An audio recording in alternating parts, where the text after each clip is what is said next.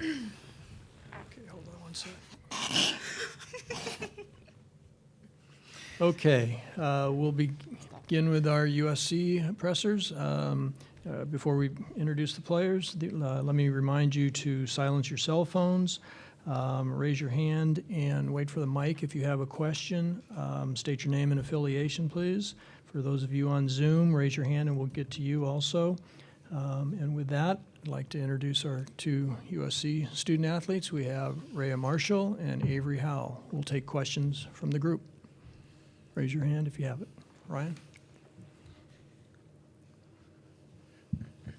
Ryan Carci, LA Times. Rhea, Lindsay was talking yesterday about how you've really taken pride in being at the head of the press when you guys initiate that. Was that just an instinctual thing for you? It kind of came to you naturally, or is that something that's developed over time?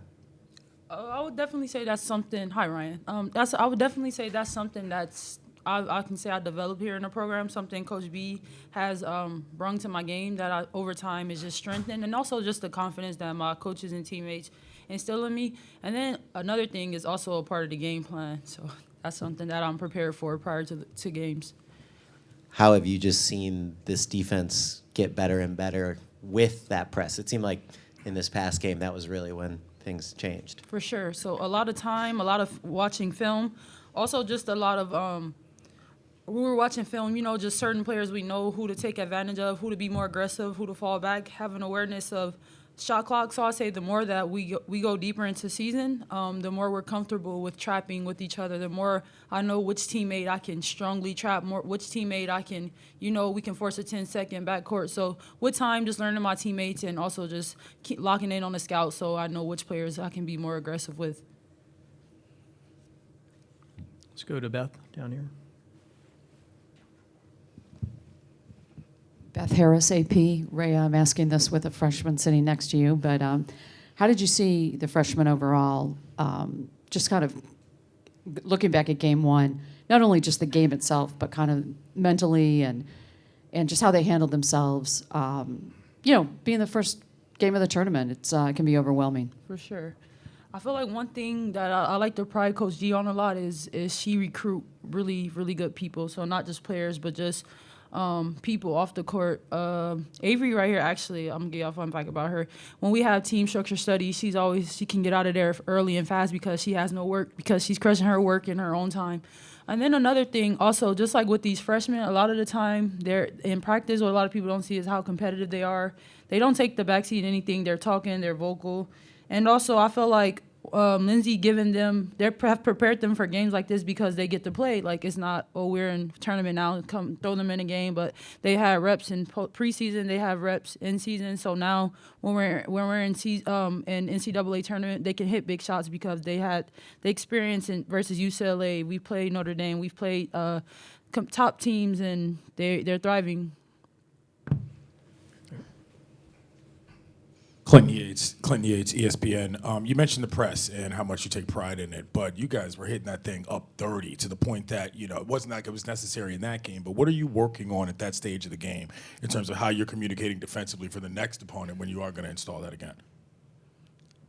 Well, a lot of that goes with the coaches and the preparation and scout. But also, I feel like when it's March, it's all about wins. So whatever I need to, whether it's we're pressing or we just picking up full court man, I feel like just being aggressive to get the W, forcing turnovers, being vocal with my teammates. When we're all locked in and on the same court, I feel like we're a contender to win the national championship.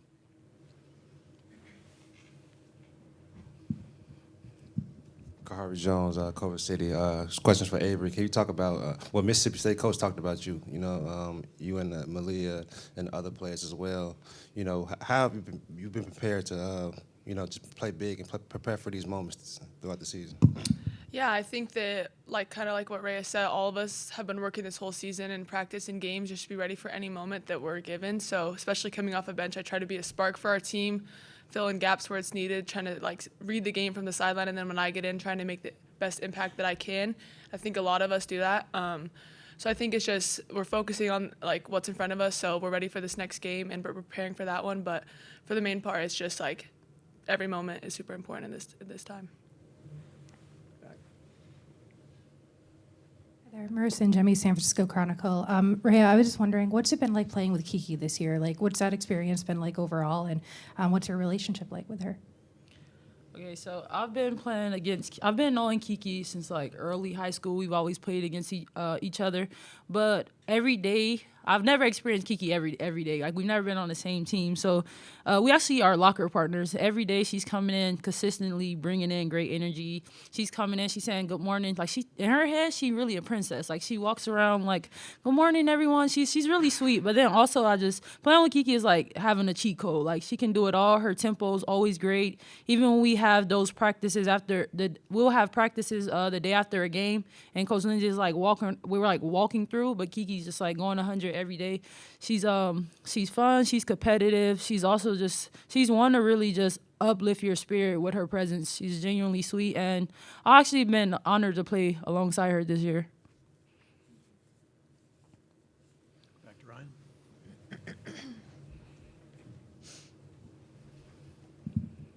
Ryan Crutchy, LA Times.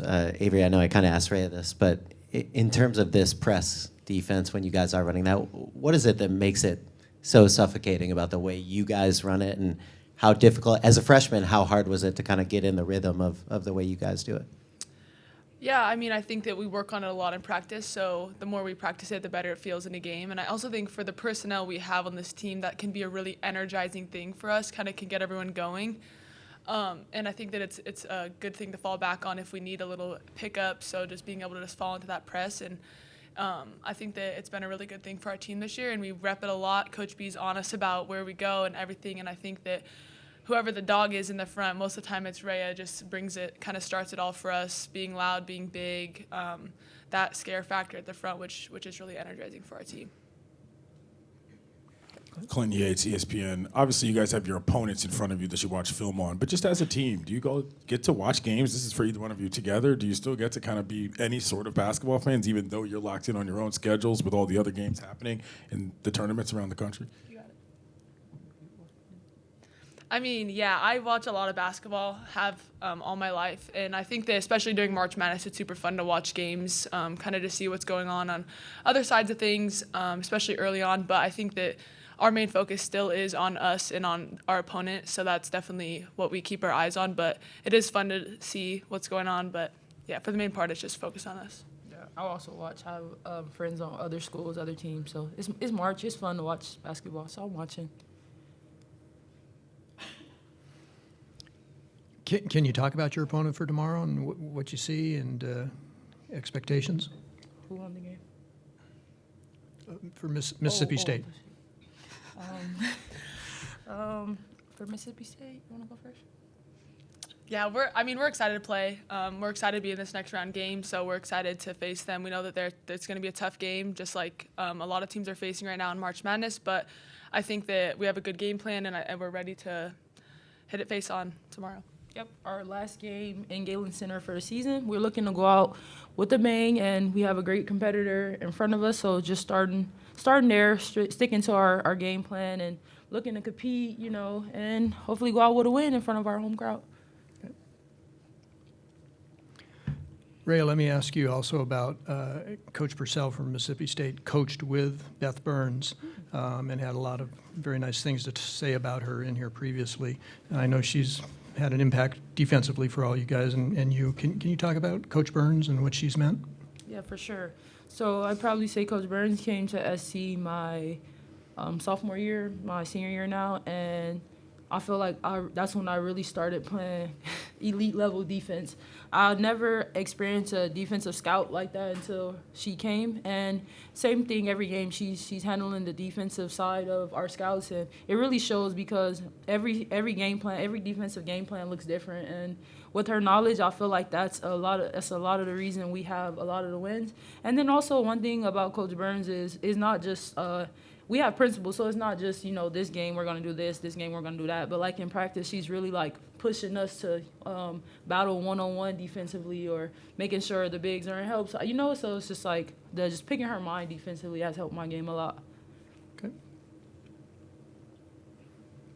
Any other questions for student athletes? Thank you both for coming in. Thank you, guys. Good luck tomorrow.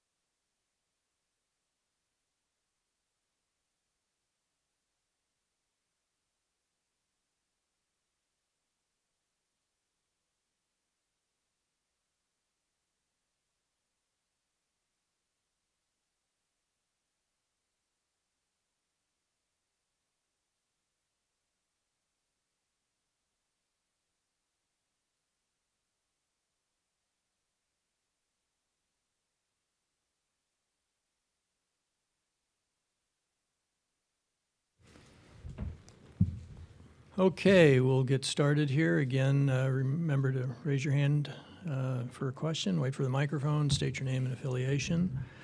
Those on Zoom, please raise your hand and we'll get to you. And with that, we'll ask Coach Lindsay Gottlieb of USC to make some opening comments, and then we'll take some questions. Sorry. Hey, everyone.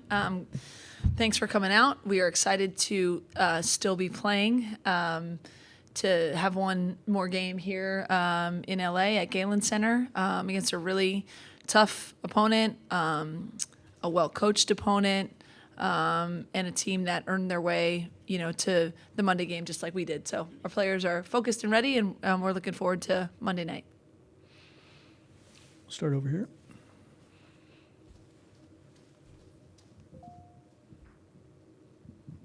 Hey, Sabrina Merchant, The Athletic.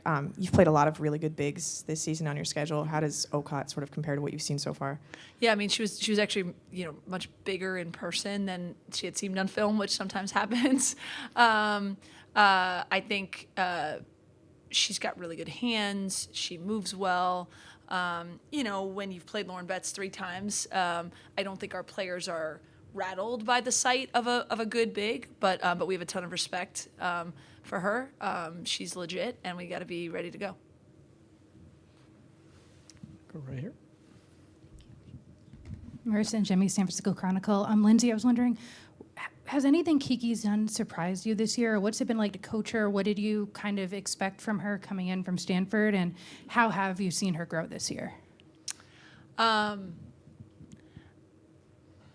Even though you get to know someone in the recruiting process, obviously we had a very kind of close glimpse of her for the years that she was playing at Stanford, and then I'd even seen her kind of on the club circuit. But you never know what someone's going to be like day to day.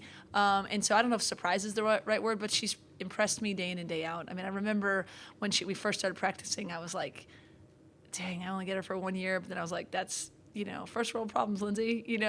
Focus on the fact that we do have her for a year, but she's been a joy. She brings a tremendous energy every day. You almost got to fight the notion of taking it for granted how her motor is and her personality, and literally bringing that intensity level and that energy every day. She's done that. But I think what I've been most impressed about, and she and I have talked about this, is the journey just around the narrative around it. She had an interesting kind of career at Stanford in that she really didn't sort of become a relied upon star really until like midway through her last year there. And she came in here with a ton of eyes, a ton of expectations. People in their last year, when you're thinking about the draft and stuff, already have a lot on their plate, but then she was kind of put in a fishbowl of stuff. And I've just been so proud of her ability to just stay true to the process and why she came here and what she was looking for. And I've said this publicly, and I've said this to her, we are nowhere near the kind of level or echelon or have the goals that we have if she's not here. Like, she's an incredible part of that, and she really has grown. I mean, from the defensive end, and I know WNBA teams are not recognizing this. She can guard anybody. We have her switching on screens. We have her guarding bigs. We have her guarding smalls. She can play in the post. She can stretch it. She can handle the ball a bit. Her passing. So I think she's grown in a lot of ways on the basketball court. But to me, really, the maturity of getting out of her comfort zone when it would have been easier to stay where she was when things were kind of worked around her in a familiar system, to saying I'm going to get out of that and I'm going to grow myself and go in a bit of more of a pro style system and go play at home with all the expectations of trying to compete for a championship. I think she's taken it all on, and I really want for her to get everything kind of that potentially can come, at the end of the rainbow sort of thing, because she's given everything to us. Over here, Clint. Clint Yates, ESPN. Excuse me. You guys really got after it with the press last game in terms of 4 quarters of it and picking up full. What did you learn about your team in terms of what they can do well beyond just the result on the court then that you're going to be able to take forward going into the rest of the tournament? Yeah, well, we know that the press is a weapon for us. Certainly when our offense is, sputtering in any way, it's a good defensive weapon for us, but it also kickstarts our offense. We know that that's something that's in our arsenal. I thought, we did a really good job of using that press to give us some energy that then we carry over into every aspect of the game. So it's just one of the things that I think we're capable of doing. Last follow-up quickly. Last game at Galen Center, as you mentioned, on the season. Can you give me sort of a recap of what this year has been like for you guys and the home crowd and what they've given to your squad? Yeah, I mean, it's unbelievable where we've come. I was telling that to the talent that was in there calling the game for us. They said, "Oh, it was a great crowd here," and I said it would feel even greater if you were here 2 or 3, 4 years ago. When really the knock on this place that I would hear all the time in recruiting is, oh, they can't get fans. LA can't support women's basketball. Yes, we can. Yes, they can. Yes, they have. And it's been incredible to see. But it's not just that it's full. There's an unbelievable energy. I'm so impressed and enamored by our crowd. They're awesome. They're fun. Throughout the course of this year, it's been like a movie, with the celebrities that have been here, and the people that come all the time.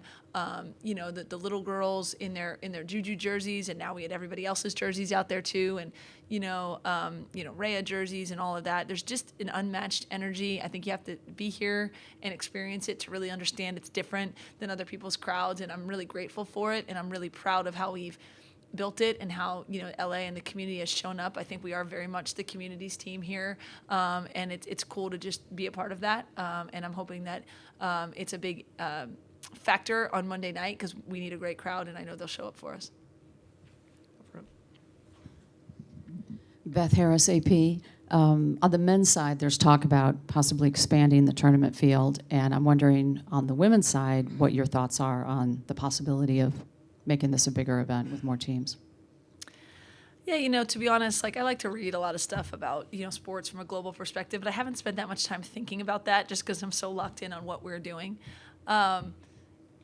Typically I'm always open to change and progressive ideas, but I think we all think we've got a pretty good product, and it's a pretty unbelievable tournament, and so I don't really have a strong feeling, but it's hard to, it's hard to think anything gets better than what we have, but I'd have to do a little bit more studying to see what I really think.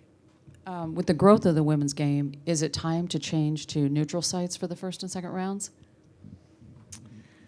I don't know that we're there yet.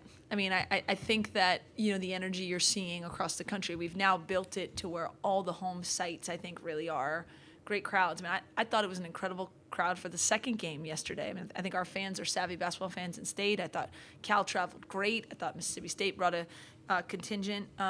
And I think you lose something if you go to a neutral site, and you just never know, right? You never know what that's going to bring. So I think there's a ton of growth in women's basketball, and ultimately you want to get to sold-out buildings on neutral courts, and then really it is the most, even kind of tournament, but I'm not sure that we're quite there yet, but we're getting there. Kahari Jones, Culver City Observer. Can you talk about Malia Samuels? The things she do off the court, Coach kind of praised her a little bit. Everyone talks about Juju, but we have Malia and Avery over here. Yeah. Can you talk about the things that she do that's not necessarily shown on the scoreboard? Yeah.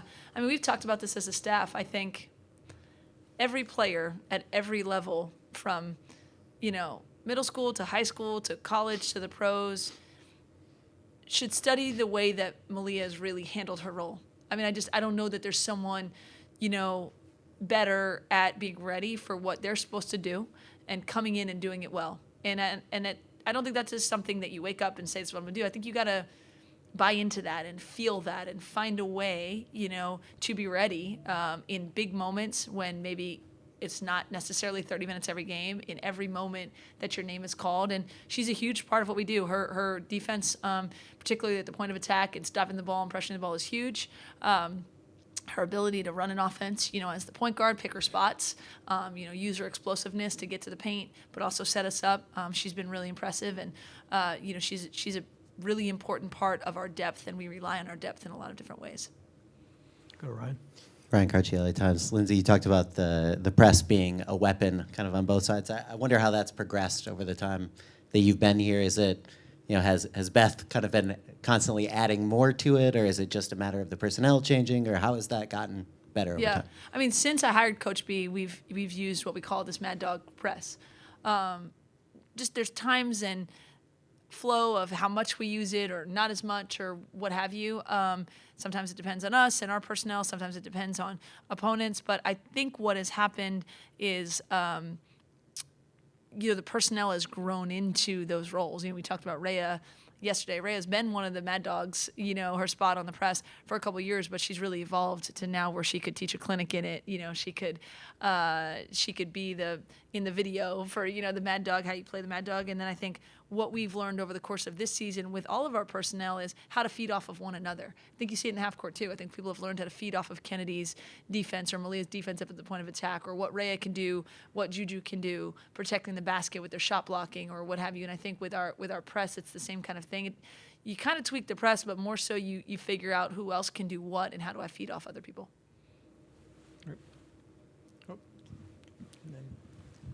Playing Mississippi State tomorrow, but it could have been Cal. And I know you guys have seen Cal a bit over the past few years in Pac-12 play, but this year for them to get to the tournament, like what have you thought about seeing the way they've grown and the job that Charmin's done there? Yep. Cannot be more proud of Charmin in that group. Charmin and I talked a lot when I was in the NBA, and they had the COVID year and the struggles, and people don't really see what it takes to get to the other side. And I think Charmin and her staff really weathered that storm, got creative, figured out how to be good, and then coached the heck out of that team. And, I nominated her in a WBC award for a Coach of the Year. I think she should have been in conversations for, ACC Coach of the Year, National Coach of the Year, because I think it's easy to look at the teams that are 30-3 and coaches have done great jobs. But sometimes, teams that are picked to finish whatever they were in their conference, 13th, 14th, and end up in the top half and a solid tournament team don't get talked about enough.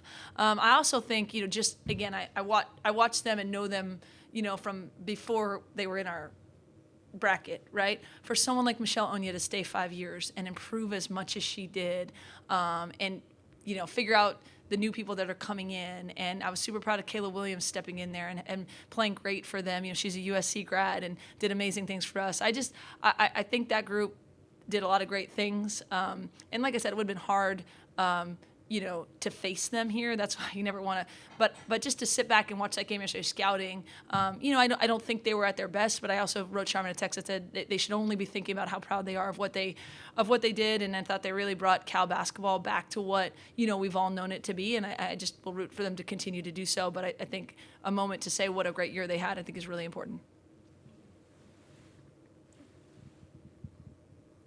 Hey, just to go back to that conversation about the hosting sites real quick. Yep. Maybe the first weekend is a different conversation, but what do you think about the women's tournament going back to 4 regionals? Yeah, I've thought a little bit more about that recently. Look, this year, having 2 regional sites, hypothetically, could be an advantage for a team like us. If UCLA, let's say, was the top team in the West, then, we wouldn't have been in the West, right? And so, okay, you give a chance. But when you look at it, just as I've thought about it a little bit, to have a Spokane and a Birmingham and the Final Four is in Tampa, just seems a little bit, there's just a lot of travel involved for most people, right?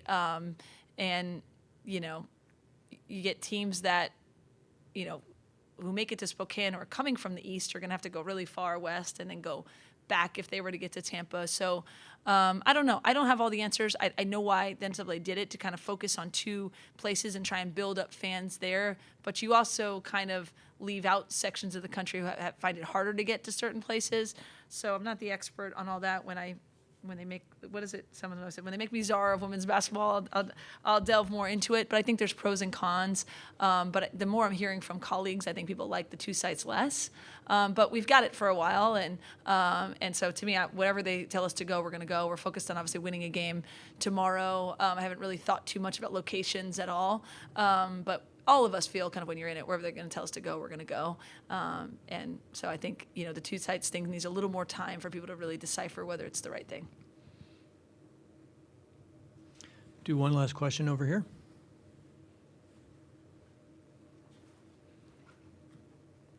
Amadi Cowie, USCFootball.com. I asked all the players about pace. This year, this team has, had really good pace in the fast break. Yesterday in the first quarter, of course, you guys didn't play as well as you wanted. And I noticed that you told them to push the ball up a lot. How important is, having a good pace and getting the ball up and starting the offense, going forward through March Madness and all these games? Yeah, we think when we're fast, there's not that many teams that are as fast as we are. So it's just like any other thing. If you have an advantage, if you're a great 3-point shooting team, like you'd be silly not to shoot threes, or if you're great, at X, Y, and Z. So for us, like playing fast is something that we do well. So we do like to generate pace. You can do that off missed baskets, and you go. You can do it off made baskets and not walk it up, and you can certainly do it, off turnovers and pressing when you're trying to create tempo. So we try and do it in all different ways. But yeah, we do feel like, we'd rather play a faster game than a slower game. Okay, Coach, thanks for coming in. Thank you. Good luck Appreciate to you you. guys. Thank you. Thank you. I tried to make this quiet and all of a sudden. A reminder that the video recording of the pressers today and